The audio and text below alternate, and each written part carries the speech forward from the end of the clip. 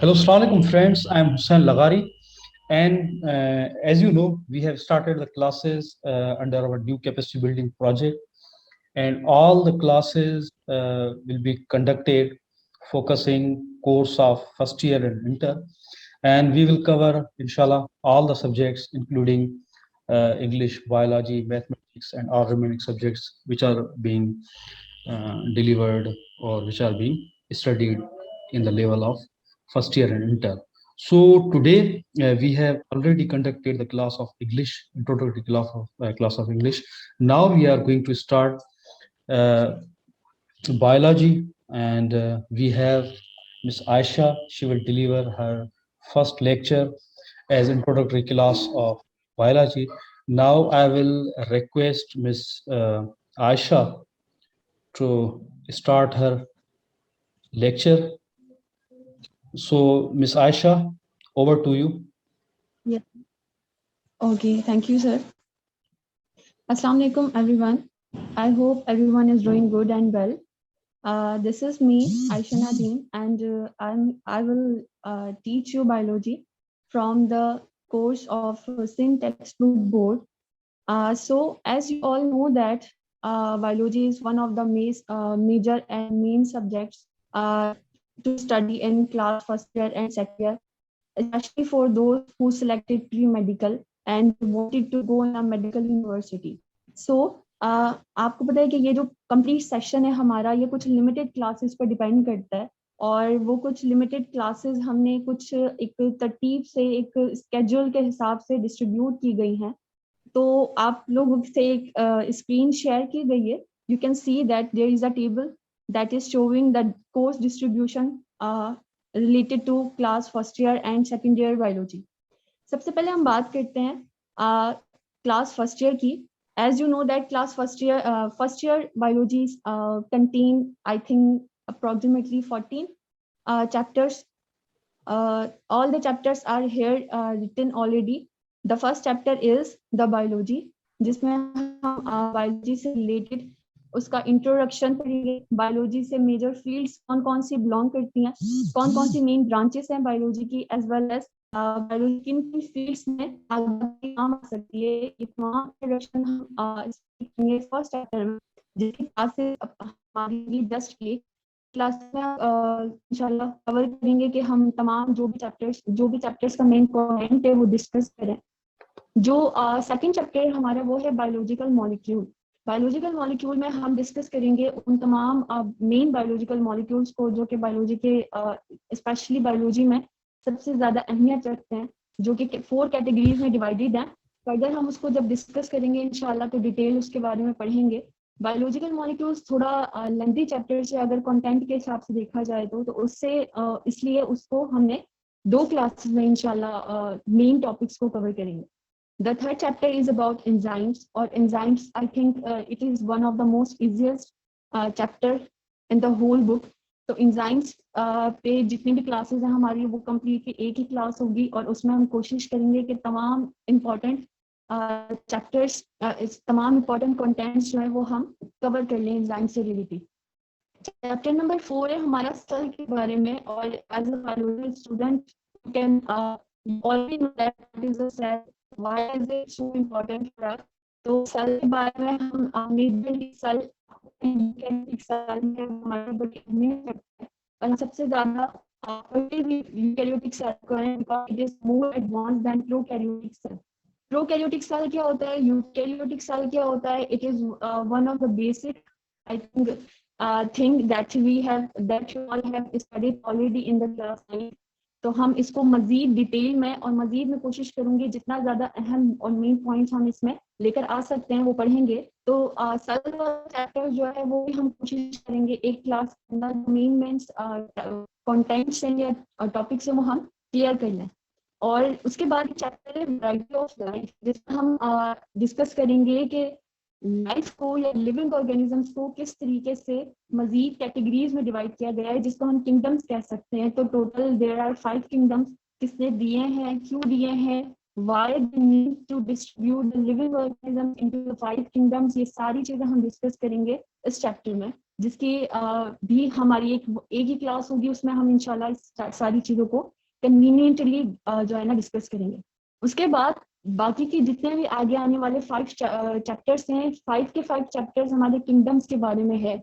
जो variety of life में हम किंगडम का मेन एक सिंपल इंट्रोडक्शन पढ़ेंगे, उन्हीं किंगडम्स को फिर फर्दर एक एक चैप्टर्स में एक्सप्लेन किया गया किया गया है, ताकि हम हर एक किंगडम में डिस्ट्रीब्यूट होने वाले लिविंग ऑर्गेनिजम्स को पढ़ें। किंगडम्स में किन किन लिविंग ऑर्गेनिजम्स को रखा गया है, सारी कैटेगरीज, उनके कैरेक्टरिस्टिक्स, उनका हैबिटेट, एवरीथिंग। तो हम सबसे पहले किंगडम प्रोकैरियोट है, यूनिसेलुलर और प्रोकैरियोट्स रखे जाते हैं, उसके बारे में हम पढ़ेंगे। उसके ऊपर हमारी एक क्लास है। उसके बाद हमारा किंगडम प्रोटोप्लाज्म चैप्टर है, जो कि थोड़ा लेंथी है, पर it is not that hard. तो हम इसको भी इंशाल्लाह एक क्लास के अंदर कवर कर लेंगे, मेन टॉपिक्स को। उसके बाद है द किंगडम फंजाई। फंजाई आपको पता है यहाँ पर बहुत ज्यादा इकोनॉमिकली इंपॉर्टेंट भी है, और हर तरीके से जो है ना हम फंजाई के बारे में डिटेल पढ़ेंगे इंशाल्लाह। इसके ऊपर भी एक ही क्लास हमारी रखी गई है। उसके बाद है the kingdom Plantae. Kingdom Plantae जो भी स्टूडेंट्स हैं या जो भी आगे आप लोग जिस भी फील्ड में जाओगे, जो बॉटनी से रिलेटेड हैं, उनको पता होगा कि प्लांट्स के बारे में कितना ज्यादा इम्पोर्टेंटली हर एक चीज को डिटेल पढ़ा जाना चाहिए या पढ़ते हैं हम। तो kingdom Plantae is all about plants. Plants के फाइलम्स कितने हैं, कौन से फाइलम में कितने क्लासेस हैं, सब क्लासेस हैं, तमाम चीजें हम इस किंगडम प्लांटे थोड़ा ज्यादा है, तो इसको हमने डिस्ट्रीब्यूट किया है 2 क्लासेस में। आफ्टर दिस हमारे पास जो चैप्टर है वो है the kingdom animalia. Kingdom animalia जो है वो कम्प्लीटली जो है हमारा एनिमल्स के बारे में है। एनिमल्स हमारे किस किस कैटेगरी में डिवाइडेड हैं, हम खुद भी एज अ ह्यूमन बीइंग, हम तमाम ह्यूमन बीइंग भी किंगडम एनिमेलिया में आते हैं। तो this is one of the most important kingdom that we should know all about. तो किंगडम एनिमेलिया के ऊपर भी हमारी 2 क्लासेस हैं, क्योंकि थोड़ा ज्यादा लेंथी टॉपिक है, तो हम कोशिश करेंगे इजीली और जितना कन्वीनियंटली मुझसे हो सकेगा मैं आपको इजीली वे में एक सिंपल लैंग्वेज में या सिंपल तरीके से जितना इजी हो सकता है उस हिसाब से आपके कॉन्सेप्ट्स क्लियर कर दूं किंगडम एनिमेलिया के ऊपर। किंगडम एनिमेलिया के बाद जो हमारा चैप्टर है, चैप्टर 11, वो है हमारा बायो एनर्जेटिक्स।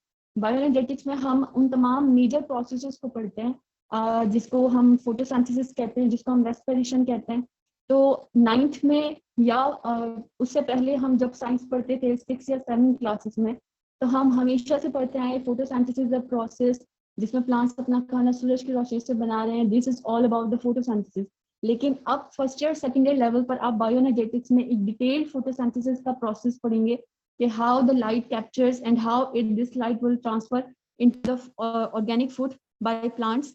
तो बायोएनर्जेटिक्स में डिटेल्ड एक ना प्रोसीजर बताया गया है about photosynthesis, about respiration. Respiration भी मोस्ट इंपॉर्टेंट हमारा एक प्रोसीजर है जो तमाम लिविंग ऑर्गेनिजम्स होते हैं सारी की सारी। तो बायोएनर्जेटिक्स पे भी हमारी 2 क्लासेस में इंशाल्लाह कोशिश करेंगे कि उन 2 क्लासेस में हम आसानी से और बहुत जो है वेरी इजीली और कन्वीनियंटली हम जो है ना हर एक कॉन्सेप्ट फोटोसिंथेसिस के बारे में भी और रेस्पिरेशन के बारे में भी क्लियर कर सकें। बायोएनर्जेटिक्स के बाद जो चैप्टर है वो है न्यूट्रिशन।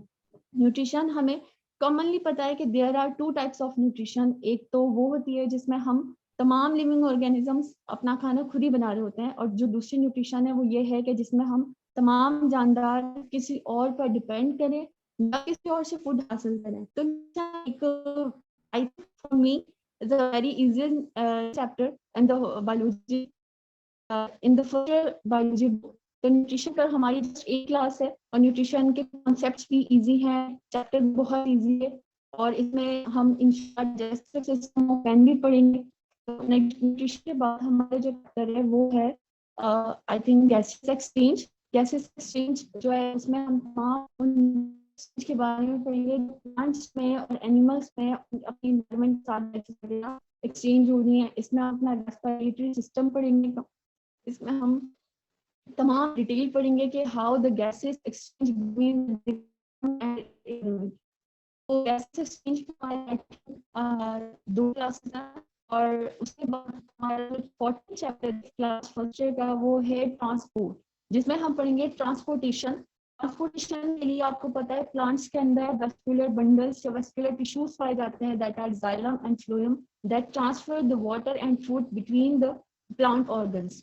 और अगर हम अपने अंदर देखा जाए तो हमारे अंदर ट्रांसपोर्टेशन का काम करने वाला एक जो मेन कंपोनेंट है वो है ब्लड, जो कि पूरी बॉडी में सर्कुलेट करता है और तमाम न्यूट्रिएंट्स को एक जगह से दूसरी जगह ट्रांसफर करने में काम आता है। तो chapter number 14 is all about transport and transport system in the plants and in the animals. तो इस चैप्टर के बाद हम इन तमाम चैप्टर्स में अगर हम क्लासेस को देखा जाए कंबाइनली तो there are about 19 classes of whole first year course.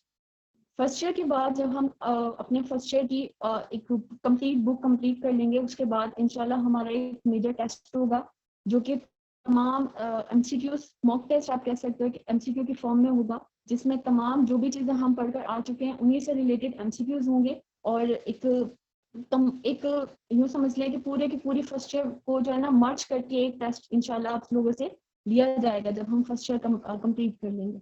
After this sir, are you there?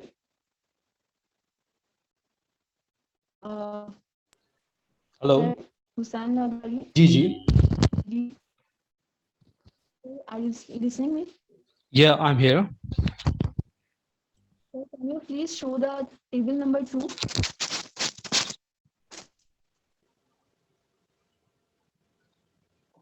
Okay. Is it visible? Yes, sir. I can see you. Okay. All right. Thank you, sir. Let's move on. Okay. So उसके बाद जब हमारा एक 20 classes का एक session या first year class का course तमाम कंप्लीट हो जाएगा, उसके बाद will move to the second year book in which the first chapter is about homeostasis. अगर होम्योस्टेसिस के बारे में बात की जाए तो it is one of the most important that happens inside the living organisms. Homeostasis basically हम कहते हैं maintenance of internal environment of living organisms, जिसमें तमाम लिविंग ऑर्गेनिज्म का इंटरनल एनवायरनमेंट जिसमें टेम्परेचर इंक्लूडेड है, सेल्स और वाटर और सॉल्यूट की मेंटेनेंस, इसके अलावा लाइक हमारे अंदर जो चीजें हमारे लिए फायदेमंद हैं उनका रहना और जो चीजें हमारे लिए गैर जरूरी हैं या हमारे लिए नुकसानदेह हैं उनका हमारी बॉडी से एक्सक्रीट आउट हो जाना, इसको हम एक्सक्रीशन कहते हैं। तो excretion, osmoregulation and thermoregulation, these three are the most important mechanisms, the components of homeostasis. तो homeostasis is one of the major chapter in the class second year। तो इस पर हमारी इंशाल्लाह 2 क्लासेस होंगी जिसमें हम कोशिश करेंगे कि तीनों ही कंपोनेंट्स को कवर कर सकें। और मैं कोशिश करूंगी कि आपको ये, क्योंकि सेकेंड ईयर की जितनी भी बायोलॉजी है वो ऑल अबाउट जो है ना, स्पेशली शुरू के जो 4 चैप्टर्स हैं बहुत ज़्यादा लेंथी हैं, बहुत ज़्यादा आई थिंक एक्सप्लेन बहुत डीपली किया गया है चैप्टर। अगर शुरू के 4 चैप्टर्स देखा जाए और बहुत ज़्यादा टाइम टेकिंग है क्योंकि चारों चैप्टर्स बहुत ज़्यादा, चारों चैप्टर्स में ह्यूमन बायोलॉजी के बारे में बात की गई है। मेजॉरिटी हमारे तमाम फंक्शंस, आइदर वो रिप्रोडक्शन हो, आइदर वो ब्रेन का फंक्शन हो, आइदर वो जो है हार्ट का काम हो या किडनीज का काम हो, लाइक मसल्स का काम हो, skeleton, all the main things are discussed in the first 4 chapters of class second year। तो सेकेंड ईयर के जो शुरू के 4 चैप्टर्स हैं, तमाम के तमाम चैप्टर्स को हमने 2 क्लासेस में डिवाइड किया गया है ताकि हम अच्छे से हर एक चैप्टर को क्लियर कर सकें। चारों चैप्टर्स अगर आप शुरू के देखें, पहला मैंने आपको ऑलरेडी बताया होम्योस्टेसिस के बारे में, सेकेंड है सपोर्ट एंड मूवमेंट जिसमें हम अपना कंप्लीट एक स्केलेटल सिस्टम पढ़ेंगे, मस्कुलर सिस्टम पढ़ेंगे, सपोर्ट एंड मूवमेंट में भी बॉटनी पोर्शन भी है, जूलॉजी पोर्शन भी है, तो साथ साथ हम सारी चीज़ों को कवर करते जाएंगे। थर्ड चैप्टर है कोऑर्डिनेशन एंड कंट्रोल। कोऑर्डिनेशन आपको पता है बेसिकली हम कहते हैं हमारी पूरी बॉडी के अंदर जितनी कोऑर्डिनेशन में दूसरे के साथ काम कर रहे हैं, लाइक सिग्नल्स का एक जगह से जगह रैंडमली पहुंच जाना, हमारे रिस्पॉन्स देना, यानी तमाम का तमाम जो हमारा ब्रेन काम करवा रहा है हमें, वो तमाम चीज़ें हम कोऑर्डिनेशन एंड कंट्रोल में पढ़ेंगे। तो कोऑर्डिनेशन एंड कंट्रोल के बाद हमारा chapter number 4 that is production. इसमें भी बॉटनी पोर्शन है, जूलॉजी पोर्शन है। बॉटनी पोर्शन के अंदर हम पहले प्लांट्स के अंदर पढ़ेंगे and that and animals. Reproduction के बाद जो चैप्टर नंबर 5 है वो है growth and development. Growth and development में हम तमाम उस चीज़ों को पढ़ेंगे जो एक लिविंग ऑर्गेनिजम्स जो है ना ग्रोथ करता है एंड हाउ दे डेवलप। क्योंकि ग्रोथ एंड डेवलपमेंट में मैंने जितना देखा है मेजरली स्टूडेंट्स जो हैं वो कंफ्यूज होते हैं कि these both are the same things, but this is not. Growth is another thing while the development is another. Growth हम कहते हैं कि आफ्टर द बर्थ हम अगर कोई लिविंग ऑर्गेनिज्म बढ़ रहा है या ग्रो कर रहा है तो उसको हम कह सकते हैं कि इट इज आई मीन ये ग्रो कर रहा है या ग्रोथ कर रहा है। जबकि डेवलपमेंट हम कहते हैं बिफोर बर्थ एक लिविंग ऑर्गेनिजम्स जब अपनी फॉर्म में आ रहा है उस वक्त हम उसको ग्रोथ करना नहीं कहेंगे, उस वक्त हम उसको कहते हैं कि वो डेवलपमेंट कर रहा है। तो development and growth both are the different things. So खैर आफ्टर दैट हमारा जो चैप्टर है वो है chromosomes and DNA. Chromosomes and DNA में हम डिटेल क्रोमोसोम्स और डीएनए का स्ट्रक्चर, डीएनए पे दिए गए मॉडल्स को डिस्कस करेंगे। इसके ऊपर हमारी जस्ट एक क्लास होगी इंशाल्लाह। उसके बाद है सेल साइकिल। सेल साइकिल में हम कंप्लीटली माइटोसिस और मियोसिस का प्रोसीजर पढ़ेंगे, how a cell grows, how it is divided into the cells. तो साइकिल के अंदर हम एक ही क्लास के अंदर हम इस चैप्टर को कंप्लीट कर लेंगे। After that there is variation genetics. Variation in genetics में हम कंप्लीटली जीन्स या जेनेटिक्स में से रिलेटेड जितने भी मॉडल्स हैं, लाइक मेंडल्स का जो भी मॉडल था, जीन्स किस तरीके से काम करती हैं, वेरिएशन जानदारों में किस तरीके से आती है, इन तमाम चीज़ों को हम डिस्कस करेंगे। और उसके बाद हमारा चैप्टर है वो है बायोटेक्नोलॉजी, जिसमें हम इस वक्त मेजरली बायोलॉजी की फील्ड के अंदर जो सबसे ज्यादा अहम काम कर रही है field biotechnology. It is one of the most advanced field in the biology, क्योंकि बायोटेक्नोलॉजी हमारे लिए काफी ज्यादा, बायोटेक्नोलॉजी की फील्ड में हमारे लिए काफी सारी चीजें बहुत इजी, बहुत कन्वीनियंट और बहुत ही सिंपल कर दी हैं। जो चीजें पहले इम्पॉसिबल थी वो अब पॉसिबल होती जा रही है। लाइक बहुत सारी टेक्नोलॉजीज है, बहुत सारे ट्रीटमेंट्स आ गए, ऐसे भी ट्रीटमेंट्स आए हैं जिनका, ऐसी भी डिजीजेस थी जिनका पहले कोई ट्रीटमेंट नहीं था, लेकिन बायोटेक्नोलॉजी की वजह से न्यू ट्रीटमेंट्स आ रहे हैं जो कि हमारे लिए काफी हद तक फायदेमंद हैं। तो बायोटेक्नोलॉजी हमारे लिए एक काफी अहम रोल अदा करती है। जब हम इसके बारे में डिटेल पढ़ेंगे तो मैं आपको बताऊंगी what are the more benefits of biotechnology और इस फील्ड से हमें और कौन कौन सी चीजों से फायदा हासिल होता है। आफ्टर दिस हमारे एक चैप्टर है द एवोल्यूशन, जिसमें हम कंप्लीट एक एवोल्यूशन पढ़ेंगे, how the living organisms evolve, किस तरीके से आए। चैप्टर के अंदर मुख्तलिफ थ्योरीज हैं जो कि मुख्तलिफ साइंटिस्ट ने दी गई हैं। साइंटिस्ट ने हर एक चैप्टर से अकॉर्डिंगली उन्होंने जो भी अपनी थ्योरीज दी हैं उस सब तमाम चीजों को हम एवोल्यूशन वाले चैप्टर में इंशाल्लाह डिस्कस करेंगे। After this there is the chapter number 11 that is about ecosystem. ecosystem में हम तमाम उन जानदार और गैर जानदार चीजों को पढ़ेंगे जो कि हमारे इर्द गिर्द या सराउंडिंग में पाई जाती हैं। After this there is another chapter that is about some major ecosystem. इसमें हम इकोसिस्टम में कुछ मेजर इकोसिस्टम्स हैं उनके बारे में डिस्कस करेंगे। आइदर वो एक्वेटिक हो यानी पानी वाला इकोसिस्टम हो, आइदर वो टेरेस्ट्रियल हो, कोई भी हो, फॉरेस्ट है या कोई भी है, पहाड़ है, जमीन है, everything that is found on earth, हम इस चीज में इंशाल्लाह डिस्कस करेंगे इस चैप्टर में। इस चैप्टर के बाद सेकेंड ईयर का जो लास्ट चैप्टर है वो है man and his environment.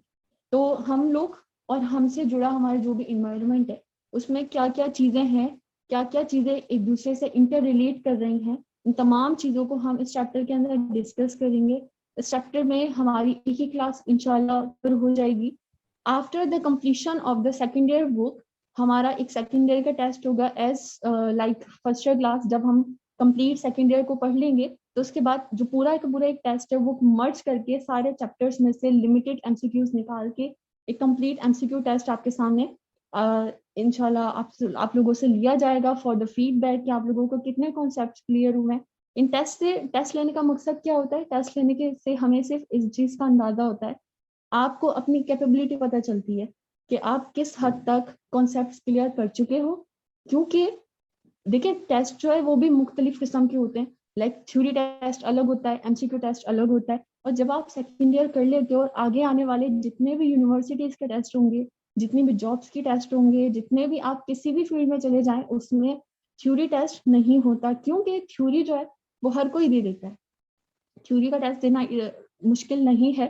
Theory में सिंपली क्या होता है, अगर हमें कोई क्वेश्चन नहीं भी आ रहा तो भी हम कुछ ना कुछ अपने तरीके से कैसे ना कैसे मैनेज करके उसको लिख लेते हैं। आपको जो मेन चीज पता चलती है कि आपके कॉन्सेप्ट्स किस हद तक क्लियर है, वो एमसीक्यू टेस्ट से पता चलता है। तो बेसिकली एमसीक्यू टेस्ट आपकी कैपेबिलिटी को जज करने का एक टेस्ट होता है। तो उससे आपको ये, हमें भी मतलब ये चीज फीडबैक मिलेगा कि कितने स्टूडेंट्स हैं, कितने स्टूडेंट्स के कॉन्सेप्ट्स क्लियर हैं, और आपको भी अपनी कैपेबिलिटी का अंदाजा हो जाएगा। जब सेकेंड ईयर का होल टेस्ट हो जाएगा तो उसके बाद हमारा एक क्लास हम लेंगे इंशाल्लाह, उसमें हम एक कंप्लीट फाइनल टेस्ट लेंगे। फाइनल टेस्ट में फर्स्ट ईयर सेकेंड ईयर दोनों बुक्स से रिलेटेड एमसीक्यूज लिए जाएंगे, ताकि आपको भी अंदाजा हो कि किस हद तक आप लोगों ने इस चीज को गेन किया है, कितने कॉन्सेप्ट्स आपके क्लियर हैं, कौन से टॉपिक्स क्लियर हैं, कौन से नहीं है, किस पे मजीद काम करना है, और कौन सी चीजें ओके हैं। तो एक फाइनल टेस्ट के बाद इंशाल्लाह हमारा सेशन कंप्लीट होगा। तो कंप्लीटली हमारा सेशन जो हमने डिजाइन किया है वो अबाउट 40 क्लासेस है। तो इसी वजह से मेजरली हमने 20 क्लासेस को फर्स्ट ईयर में डिवाइड किया है मैंने, और 20 क्लासेस को हमने सेकेंड ईयर के अंदर डिवाइड किया है। तो इंशाल्लाह in these 40 classes we will complete and we will manage to cover the whole course of first year and second year class from syntax to board. तो इंशाल्लाह जो भी आप लोगों को कंफ्यूजन्स हो, क्वेश्चंस होंगे रिलेटेड, वो आप लोगों से पूछा जाएगा, आप लोगों से फीडबैक लिया जाएगा, आप लोगों को रिस्पॉन्स दिया जाएगा। और इन तमाम चैप्टर्स में मैं कोशिश करूंगी कि इजीएस्ट वे में, जितना इजीली मैं आप लोगों को लेक्चर्स डिलीवर कर सकती हूँ उतना इजीली दूँ, आपके कॉन्सेप्ट्स क्लियर करने का काम होगा। इसके अलावा हम डिस्कस करते रहेंगे बीच बीच में, हर एक चैप्टर जब हम पढ़ेंगे उससे रिलेटेड हम कुछ करियर्स डिस्कस करेंगे बायोलॉजी के अंदर। जैसे जब आप लोग सेकेंड ईयर कर लेते हो, उसके बाद आपको पता है मेडिकल यूनिवर्सिटीज का टेस्ट होता है। तो बेसिकली अगर आप लोग प्री मेडिकल के स्टूडेंट्स हो तो आप लोगों को, हमारा एक वीक पॉइंट क्या है कि हम जब फर्स्ट ईयर में आते हैं तो हमें नहीं पता होता कि why we are going to pre engineering and why we are going to pre medical. ऐसे ही जहाँ पर तकरीबन सारे दोस्त जा रहे होते तो हम ऐसे ही उन्हीं के साथ बस जहाँ वो जा रहे हैं हम चले जाते हैं, बगैर ये जाने के आगे इसमें कौन सी फील्ड्स हैं, किस फील्ड्स में हमें जाना है, कौन सी फील्ड्स हमारे लिए ईजी है और अच्छी है, कौन सी नहीं है, कहाँ इंटरेस्टेड कहाँ नहीं है। तो ये हमारी जिंदगी का एक बड़ा अहम फैसला होता है फर्स्ट ईयर में, जब आप चूज करते हो कि either you have to go to pre engineering और प्री मेडिकल। लेकिन हम इस फैसले में अक्सर बार चूक जाते हैं, और आफ्टर दैट जब हम पढ़ लेते हैं तो हमें फील्ड समझ में नहीं आती। सेकेंड ईयर के बाद हमें ये समझ नहीं आता कि हमें किस फील्ड में जाना चाहिए, कौन सी चीज़ हमारे लिए ईजी है। और हमें यही एक्चुअली द थिंग इज कि हमें खुद ही नहीं पता होता कि हमें किस गोल की तरफ जाना है। और आज आप लोगों को मैं मतलब एक सिंपल से एक बात कह देती हूँ कि आप लोगों को जब तक वो रास्ता नहीं पता होगा ना कि जिस रास्ते पे जाना है, तब तक आपको समझ नहीं आएगा। जब आप एक मंजिल डिसाइड कर लोगे कि ये मेरी मंजिल है, तो आपको बहुत क्लियर होगा कि ये चीज है, मुझे इस रास्ते से इतना फासला तय करके इस मंजिल तक पहुंचना है। हमें अपना पता ही नहीं होता कि हमें जाना किधर है। हम क्या करते हैं, फ्लो में फर्स्ट ईयर सेकेंड ईयर निकाल देते हैं, और जब यूनिवर्सिटीज की बारी आती है, यूनिवर्सिटीज में भी हम मेजरली क्या करते हैं, रॉन्ग डिपार्टमेंट्स में चले जाते हैं, इंटरेस्ट नहीं होता हमारा और हम पढ़ लेते हैं। उसके बाद जब जॉब्स की बारी आती है तो भी हमें समझ में नहीं आता कि हमें किस फील्ड में जा रहे हैं, हम क्या जॉब से रिलेटेड कितना स्कोप है, कुछ भी नहीं अंदाजा होता। तो उस हवाले से हम इंशाल्लाह हर एक क्लास में मैं आपको थोड़ा थोड़ा कुछ ना कुछ करियर काउंसलिंग करती रहूंगी। मेरी कोशिश ये है कि आप लोग जो अब सेकेंड ईयर पास कर चुके हैं, तो आप लोगों का थोड़ा सा ना माइंड खुले। जितना ज्यादा दिमाग आप खोल के देखोगे ना, बहुत सारी फील्ड्स हैं, उसमें आपको खुद को पता चलेगा कि ये फील्ड मुझे इंटरेस्टेड और लग रही है, मुझे इसमें जाना चाहिए ना। और मैं नहीं चाहती कि आप लोगों में से कोई भी इस तरीके की गलती करे कि जहां पर किसी ने भी कह दिया आप उस फील्ड में चले गए, उस फील्ड से आप लोगों ने फिर क्या हासिल किया, कुछ भी नहीं हासिल किया। तो इसलिए अगर आप मेडिकल के स्टूडेंट्स हो तो बहुत प्लस पॉइंट है आपका कि बहुत सारी फील्ड्स आपका इंतजार कर रही है। क्योंकि बायोलॉजी के आपको पता है मेजर डिविजन्स जो हैं वो बॉटनी और जूलॉजी हैं, जो मेजर है। माइक्रोबायोलॉजी भी है लेकिन मेजरली हम कहते हैं बॉटनी और जूलॉजी है। आइदर अगर आपको प्लांट्स में इंटरेस्टेड हो, आप लोग प्लांट्स के बारे में पढ़ने में आपको काफी इजी लगता है, तो आप लोग बॉटनी की तरफ जाएंगे। अगर आप लोगों को ह्यूमन बायोलॉजी पसंद है, एनिमल्स के बारे में पढ़ना इजी लगता है, तो आप जूलॉजी में जाएंगे। बायोलॉजी से रिलेटेड आपको पता है मेडिकल यूनिवर्सिटी बहुत सी हैं, और इस बार पीएम ने अपना चेंज कर दिया है। सब्जेक्ट्स डिवीजन, सब्जेक्ट्स में मार्क्स की डिस्ट्रीब्यूशन, हर एक चीज पीएमसी ने कम्प्लीटली चेंज कर दी है। तो उस हवाले से आप लोगों को अब एक नए तरीके से अपना माइंड बनाना है कि इस सब्जेक्ट पे मुझे इतनी ग्रिप होनी चाहिए, इस सब्जेक्ट पे मुझे इतनी ग्रिप होनी चाहिए, तब जाके मैं एक मेडिकल यूनिवर्सिटी का टेस्ट पास कर सकूंगा। तो मेडिकल यूनिवर्सिटीज बहुत सारी हैं, पूरा का पूरा क्राइटेरिया चेंज हो गया है इस बार। तो कोशिश करें कि आप अपने कॉन्सेप्ट इतने स्ट्रांग रखें कि चाहे आप किसी भी यूनिवर्सिटी का टेस्ट दें, आप इजीली पास कर लें। अगर आपको इस मेडिकल यूनिवर्सिटीज में इन केस हम एक आप लोगों के लिए इजी और एक फ्री सजेशन ये है मेरी तरफ से कि जब भी आप कोई एक चीज सेट कर लेते हैं ना, लाइक अगर आपको डॉक्टर बनना है तो उसके साथ आप एक सेकंड ऑप्शन जरूर रखा करो। सेकंड ऑप्शन का मकसद ये नहीं है कि आप ये सोचें कि ये नहीं तो ये। सेकंड ऑप्शन क्या होता है, आपका बैकअप प्लान होता है। बैकअप प्लान इसलिए कि अगर आपको डॉक्टर बनना है और खुदा न खास्ता आप नहीं बन सके, आपका टेस्ट क्लियर नहीं हुआ, तो आपके पास एक सेकंड फील्ड होनी चाहिए जिसको सोचते हुए, अपने जहन में रखते हुए आप उस फील्ड में भी जा सको। और मैं आपको एज अ बायोलॉजी स्टूडेंट मैं आपको यही सजेस्ट करूंगी कि बायोलॉजी में बहुत सारी फील्ड्स हैं। वॉइस के लिए एग्रीकल्चर फील्ड्स बहुत बहुत ज़्यादा मैं समझती हूँ अच्छी फील्ड्स हैं।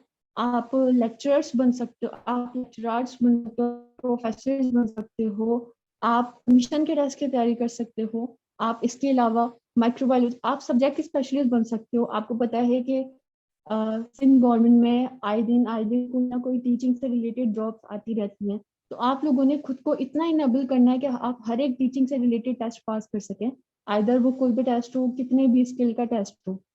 तो तमाम चीज़ों को जहन में रखते हुए आप लोग अपनी इतनी स्ट्रांग तैयारी करें कि आपके हर एक कॉन्सेप्ट क्लियर हो। आप सब्जेक्ट स्पेशलिस्ट बन सकते हैं, आप बीडीएस में जा सकते हैं, आप फार्मेसी में जा सकते हैं। आपके पास जो कॉमन यूनिवर्सिटीज़ हैं, आपको उन सारी तमाम यूनिवर्सिटीज़ का अंदाज़ा है किस यूनिवर्सिटीज़ में आपने कहाँ जाना है, कौन सी फील्ड को चूज करना है। और ये चीज़ आप अपने जहन में रखें कि जब आप कोई भी चीज़ या कोई भी है, you must have to know its scope. आपको स्कोप इसका जो है ना जरूर पता होना चाहिए कि इस चीज में मैं जा रहा हूँ या जा रही हूँ, आगे जाके इस चीज का कितना स्कोप है।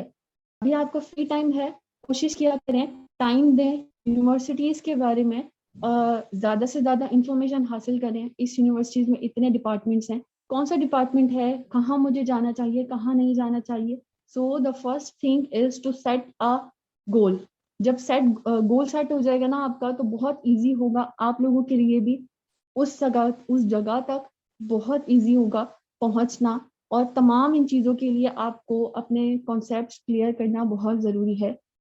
रेक्टिफिकेशन किसी चीज़ के लिए काम नहीं आती। The main thing is to clear the concepts. तो इंशाल्लाह हम इस कंप्लीट सेशन में कोशिश करेंगे तमाम कॉन्सेप्ट्स पर काम करें। एक एक चीज़ का आपको इजीली जवाब दिया जाएगा, आप लोगों से क्वेश्चनिंग भी होगी, आप लोगों को रिस्पॉन्स भी दिया जाएगा।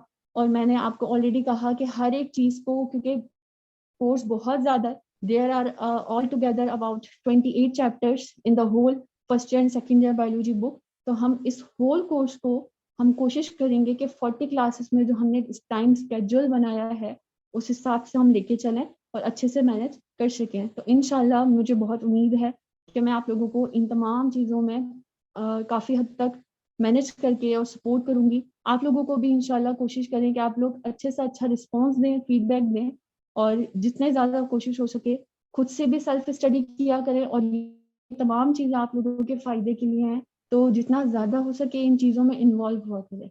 सो this was all about the introductory class that we have today. इंशाल्लाह कल से हम रेगुलर बेसिस पे अपनी प्रॉपर क्लासेस स्टार्ट करेंगे। और क्लासेस में सबसे पहले हम बायोलॉजी उसका इंट्रोडक्शन पढ़ेंगे, जो कि आपको इस कंप्लीट टाइम टेबल में नज़र आ रहा है। तो आज हमारी जस्ट इंट्रोडक्टरी क्लास थी जिसमें हमने तमाम इंट्रोडक्शन पढ़ा। और इंट्रोडक्शन में मैंने आपको तमाम चैप्टर्स के थोड़े थोड़े इंट्रोडक्शन दिए कि इसमें हम क्या पढ़ेंगे, इसमें हम क्या पढ़ेंगे, और क्लासेस का स्केड्यूल बताया। So this was all about today class. Thank you so much. Ayesha, एक चीज़ मेरे तरफ से मैं ऐड करना चाह रहा हूँ। आई वांट टू नो कि आप किस तरह से अपने लर्नर्स को इंगेज करेंगी। क्या कुछ फॉर एग्जांपल अगर टेस्ट लेती हैं या कोई ऐसे कोई टास्क उनको देती हैं या कोई ग्रुप वर्क्स करवाती हैं, इज इट पॉसिबल कि अपने लर्नर्स को इंगेज करने के लिए या कोई टास्क दें, इस तरह के आगे चल के एक्टिविटीज़ करवाएं?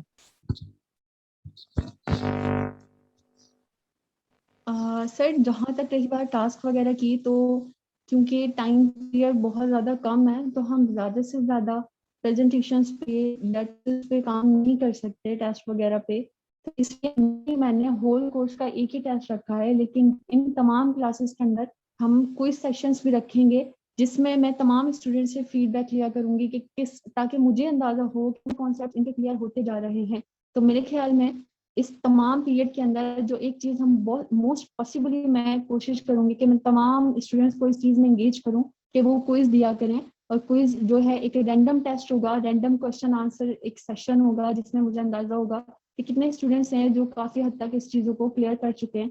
क्विज होगा, टेस्ट होगा, इसके अलावा कुछ विजुअल लर्निंग जो है मैंने आपसे पहले शेयर किया था कि कुछ मैं कोशिश करूंगी कि कुछ विजुअल लर्निंग के थ्रू भी इनको कुछ कॉन्सेप्ट क्लियर करवाए जाए। दैट्स ग्रेट, दैट्स सब जबरदस्त है ये।